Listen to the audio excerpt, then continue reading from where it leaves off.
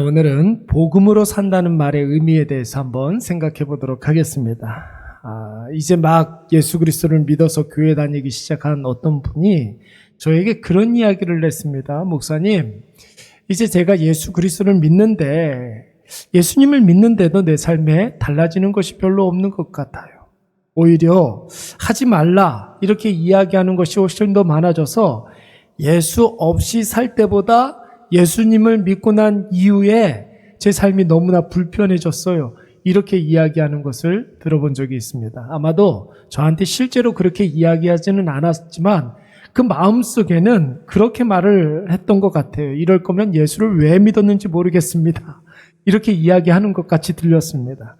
여러분, 우리가 왜 예수님을 믿습니까? 죽어서 천국 가기 위해서 예수님 믿습니까?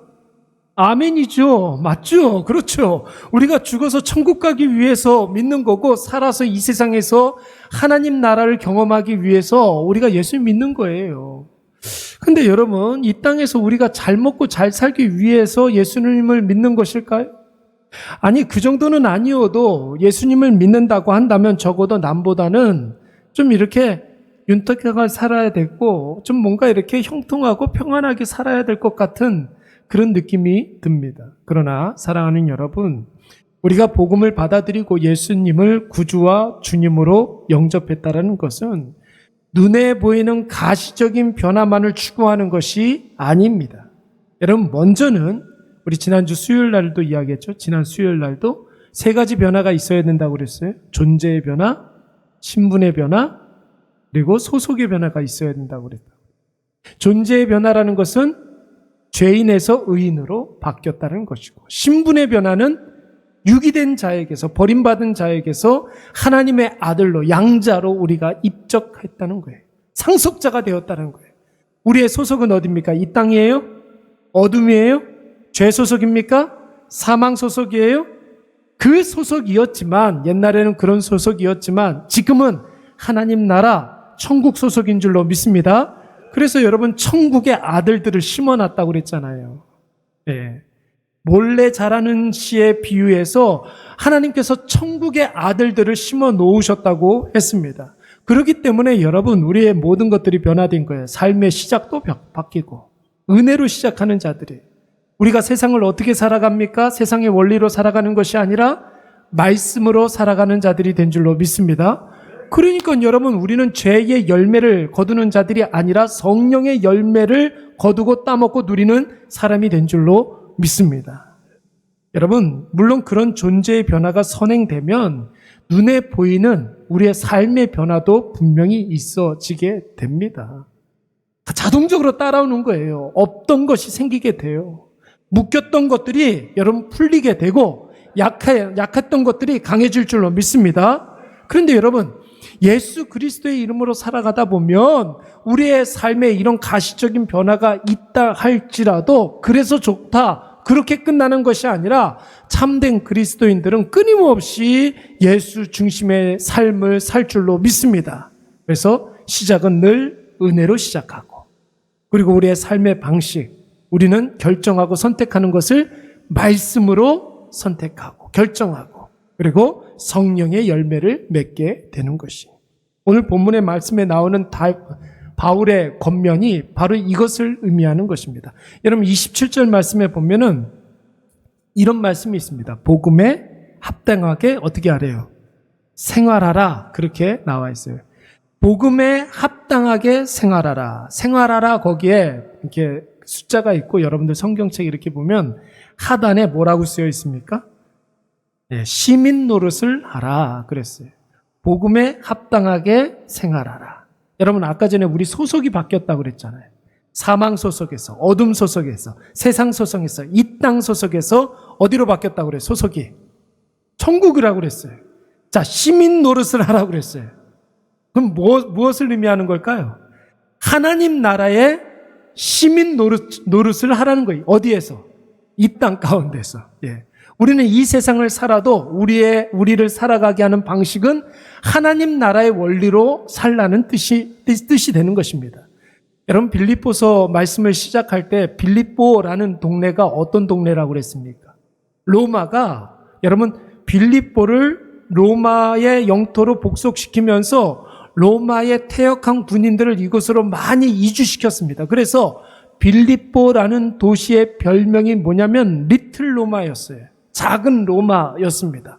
그래서 여러분, 빌립보에 사는 사람들은 로마 시민권에 대해서 얼마나 많은 자부심을 가지고 있었는지 몰라요.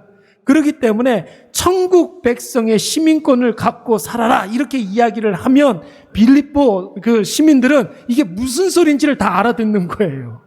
여러분, 이 땅 가운데 살아도 하나님 나라의 원리, 천국 시민권으로 살아가시기를 간절히 축원합니다. 그러니 여러분, 복음에 합당하게 생활하라 라는 말은 하나님 나라의 백성답게 살라는 뜻이죠. 존재가 달라지고 신분이 달라지고 그리고 소속이 달라졌으니까 세상의 원리로 살아가지 말고 사람 대세 따라 살지 말고, 아멘? 사람의 대세를 따라 살지 말라는 거예요. 하나님 원리로 살아가는 거예요. 아까 전에 제가 뭐라고 그랬습니까? 시작은 뭘로 시작한다고 그랬어요? 은혜로. 그리고 삶의 방식은 말씀으로. 열매는 성령의 열매.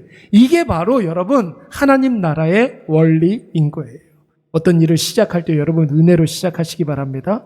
그래서 은혜를 부어 주시옵소서 기도하면서 시작하는 거예요. 그리고 이런 일을 해야 될까, 저런 일을 해야 될까, 저 길로 가야 될까, 이 길로 가야 될까 할 때 여러분 말씀을 펴 들어야 되는 것이죠. 그리고 그 일에 대한 평가는 오직 성령의 열매로 우리가 판단하게 되는 것입니다. 여러분, 참 당연한 말이고 말은 참으로 쉽습니다. 사실은 그리스도인의 실제 삶에서 이렇게 살아가는 것이 너무나 어려워요. 왜 그렇습니까? 우리가 말씀을 자꾸만 접하지 아니하고 은혜를 구하지 아니하면 여러분 몇 퍼센트는 은혜로 살아가고 몇 퍼센트는 세상으로 살아가고 이런 거는 없는 거예요. 100% 은혜로 살아가는 사람이 있는가 하면은 100% 세상의 원리로 살아가는 사람들이 있습니다. 우리가 하나님의 말씀을 잘 접하지 않으면 자동적으로 우리는 세상을 많이 접하게 되는 거예요. 영향을 그러면 어디에 더 많이 받겠습니까? 세상의 영향을 더 많이 받을 수밖에 없는 거예요. 그러니까 여러분, 이 땅 가운데 살아가는 천국 백성인데도 불구하고 천국의 원리, 하나님의 나라의 원리로 살아가는 것이 아니라 이 세상의 원리로 살아갈 수밖에 없는 거예요. 여러분, 우리가 영향을 받는 것이 예수 그리스도께 영향을 받고 성령님께 영향을 받지 아니하고 사람들에게 영향을 많이 받게 되면은 여러분 사람의 욕심의 원리로 살아가게 되는 거예요. 그래서 이 세상을 내가 그리스도인으로 살아가는데 예수 그리스도의 이름으로 살아가는데도 불구하고 손해보고 싶은 마음이 전혀 없어요. 불이익당하고 싶은 마음이 전혀 없고 높아지고 싶어하는 마음만 생기고 자꾸만 이겨먹고 싶어하는 그런 마음들만 생기게 되는 것입니다. 항상 욕심이 우리 마음속에서 도사리고 있기 때문에 은혜와 말씀에서 떠나게 되면 그 욕심이 우리를 완전히 삼켜버리게 되는 거예요. 그래서 여러분 우리가 살아가면서 눈으로 보는 것이 얼마나 중요한지 몰라요. 내가 만나는 사람, 대화하는 사람 여러분 중요합니까? 중요하지 않습니까? 은혜의 사람을 많이 만나서 은혜의 대화를 많이 나누면 은혜의 영향을 받게 되는 거예요. 오늘 하루 동안 우리가 만나고 대화했던 내용들을 가만히 한번 생각을 해보세요. 내가 어떤 사람을 만났는지, 내가 누구와 대화를 많이 했는지, 그 대화의 내용이 은혜에 대한 대화가 많은지 아니면 세상에 대한 이야기가 많은지, 잘 먹고 잘 사는 것에 대해서 이야기를 많이 나눴는지 한번 가만히 생각을 해보시기 바랍니다. 여러분, 은혜에 가까이 있지 않으면 내 마음속에 욕심이 불쑥불쑥 튀어나와서 여러분 우리의 모든 삶을 하나님 나라의 가치가 아닌 세상의 가치로 살아가게 한다는 거예요. 오늘 사도 바울은 복음에 합당한 생활을 위해서 몇 가지를 공고하고 있어요. 세 가지를 공고하고 있는데 먼저 요약본 한번 보여드릴까요? 첫째는 뭐냐면 끊임없이 무엇을 구해야 된다고요?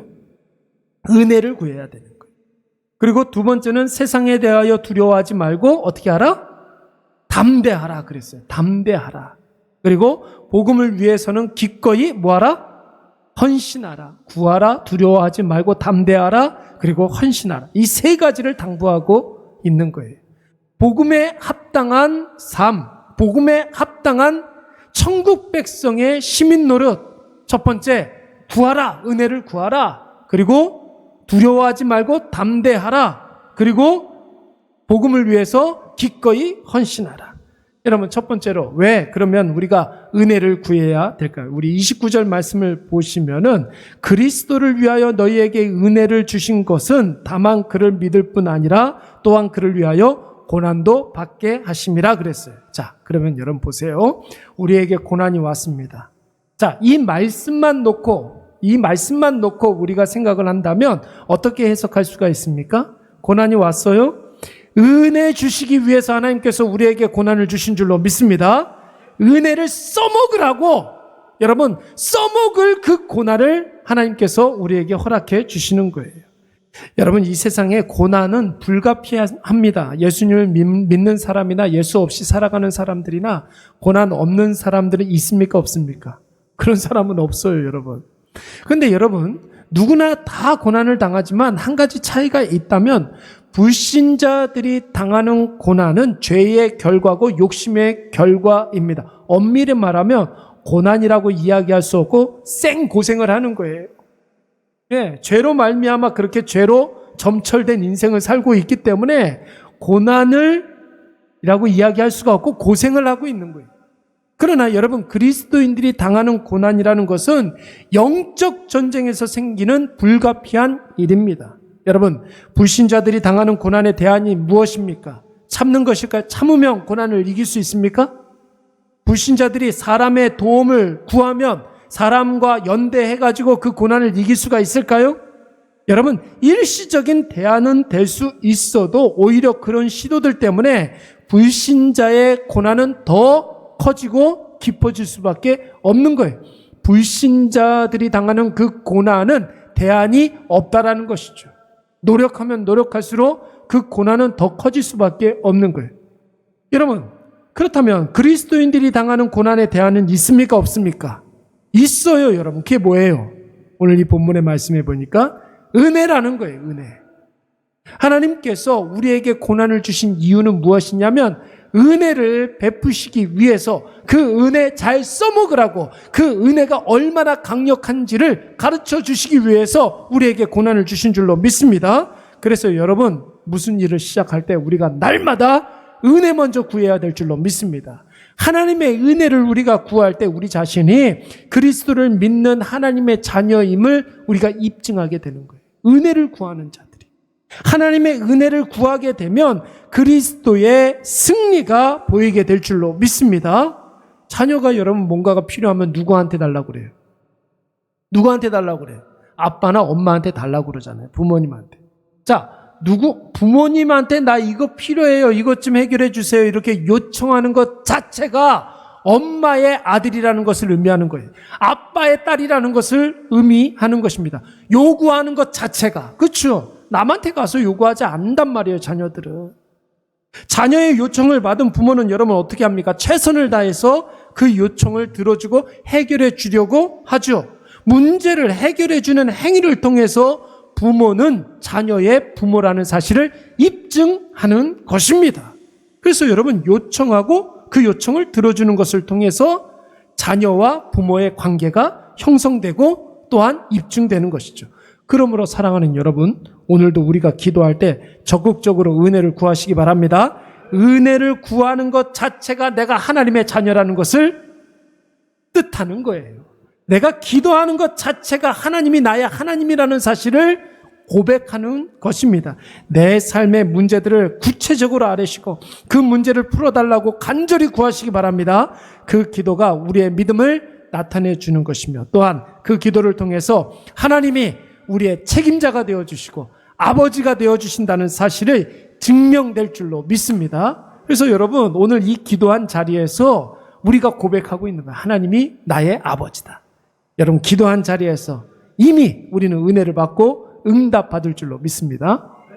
두 번째는 뭐라고 그랬어요? 세상을 두려워하지 말고 담대하라, 그렇게 이야기했잖아요. 우리 28절 말씀 다 같이 한번 읽어볼까요? 시작. 무슨 일에든지 대적하는 자들 때문에 두려워하지 아니하는 이 일을 듣고자 함이라. 이것이 그들에게는 멸망의 증거요 너희에게는 구원의 증거니 이는 하나님께로부터 난 것이니라. 아멘. 여러분, 이 말씀에서 우리가 아까 전에 은혜를 구하라고 그랬는데 은혜에 해당하는 표현이 뭐가 있을까요? 은혜를 해당하는 표현. 하나님께로부터 난 것이다. 자, 여러분 보세요. 하나님 좋으신 분이시죠? 하나님 좋으신 분이어서 우리 찬양하잖아요. 좋으신 하나님, 좋으신 하나님, 그냥 좋은 분이 아니라 참 좋으신 하나의 하나님. 그러잖아요. 자, 하나님께로부터 나오는 모든 것들은 다 좋은 것들입니까? 덜 좋은 겁니까? 참 좋은 것만 주신단 말이에요. 그걸 우리는 두 자로 뭐라 그래요? 은혜, 이렇게 이야기하는 거예요. 하나님께로부터 오는 것들은 다 은혜예요, 여러분. 그 은혜가 우리에게 임하면 세상은 여러분 필패할 수밖에 없는 거예요. 은혜가 우리에게 임하게 되면 영적인 전쟁에서 세상은 늘 패할 수밖에 없는 것이죠. 여러분, 왜냐하면 은혜 그 자체이신 예수 그리스도께서 이미 승리하신 줄로 믿습니다. 아니, 세상에 사망 권세도 이기셨다고 그러면 여러분 세상을 다 이긴 거예요. 예수 그리스도께서 이미 이기셨기 때문에 은혜가 작동하고 은혜가 임하는 곳에는 여러분 다른 것 볼 것이 없는 거예요. 세상은 이미 진 것이죠. 반대로 그래서 여러분 오늘 본문의 말씀에 뭐라고 그랬어요? 그들에게는 멸망의 증거요. 그렇게 이야기한 거예요. 은혜가 임하면 세상은 멸망이 증거다. 이렇게 이야기하는 거라고요. 그래서 은혜 구하라는 거예요. 그래서 여러분 담대하라는 거예요. 하나님의 은혜가 임한 사람들은 세상을 두려워합니까? 두려워하지 않습니까? 두려워하지 않아요. 두려워하지 않아요. 뭐가 걱정이 됩니까? 뭐가 근심이 됩니까? 하나님이 오늘 나와 함께 하셔서 그 은혜로 함께 하시는데 은혜가 임하는 그곳에는 여러분 세상이 완전히 멸망당했다는 그 증거가 나타나는 거예요. 반대로 여러분 은혜가 임하면 우리는 필패예요, 필승이에요. 필승이죠. 마침내 승리, 결국 승리, 구원을 뜻하는 거예요. 마침내 승리하는 것, 결국 승리하는 것, 그걸 뭐라 그래요? 구원이라고 이야기하잖아요. 그렇잖아요. 그래서 너희에게는 무엇의 증거다? 구원의 증거니 그렇게 이야기하는 거예요. 은혜가 임하면 세상은 멸망의 증거, 우리에게는 구원의 증거. 그러므로 사랑하는 여러분, 세상에 대해서 두려워하지 마시기 바랍니다. 우리의 삶에 아무리 힘들고 고통스러운 일들이 있어도 고민되고 갈등되고 번민이 있고 답답함이 있어도 우리가 은혜로 시작하고 말씀으로 살아가고 성령의 열매를 맺게 되면 반드시 승리하게 될 줄로 믿습니다. 그들에게는 멸망의 증거요, 우리에게는 구원의 증거가 되니라. 여러분 힘이 납니까 이 말씀이? 그렇죠. 그들에게는 멸망의 증거예요. 우리에게는 구원의 증거가 된다. 세 번째는 은혜를 구하고 은혜의 역사를 체험하는 사람들은 담대하게 되는데, 그렇다면 여러분 우리가 뭔가 어디다가 좀 쓰여 먹어야 될 거 아니에요. 어디에 쓰임을 받아야 될 것 아닙니까? 여러분 복음을 위해서 헌신하는 일들이 있어야 될 줄로 믿습니다. 무엇을 위해서? 복음을 위해서. 27절 말씀을 한번 보십시오. 오직 너희는 그리스도의 복음에 합당하게 생활하라, 이렇게 이야기하면서 이는 내가 너희에게 가보나 떠나 있으나 너희가 한 마음으로 서서 한 뜻으로 복음의 신앙을 위하여 협력하는 것과 그랬어요. 여러분 복음의 신앙을 위하여 협력하기 위해서 무엇이 필요하다고요? 믿음의 동역자들과 한 마음 한 뜻이 필요한 거예요. 한 마음 한 뜻. 좋은 말이죠. 너무 근사한 말 아닙니까? 우리가 일회교회로 하나가 되었어요. 그렇죠? 우리 일회교회의 지체가 되었습니다. 그러면 여러분 우리의 마음은 한 마음이 되어야 되고 우리가 뜻하는 것은 한 뜻이 되어야 하는 거예요. 쉬워요? 어려워요? 어려워요.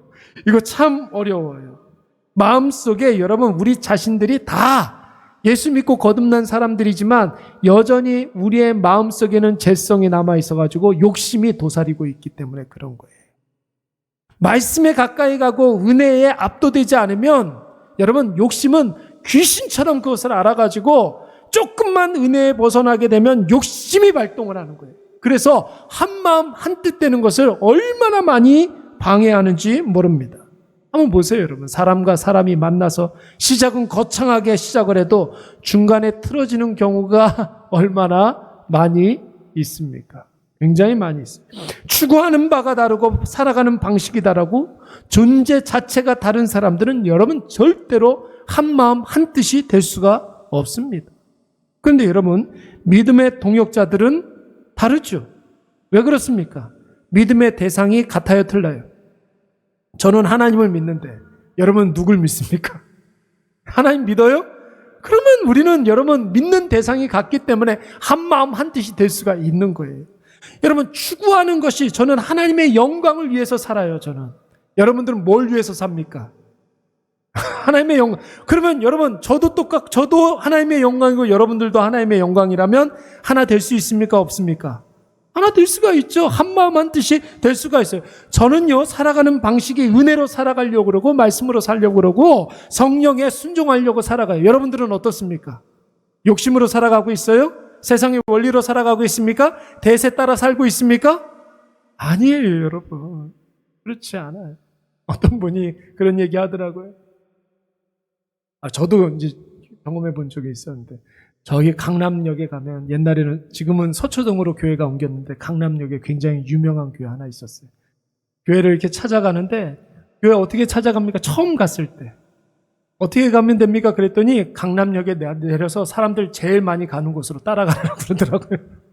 그럼 그 교회 간다고, 주일날. 진짜 그렇더라고요. 보니까. 진짜 그렇더라고요.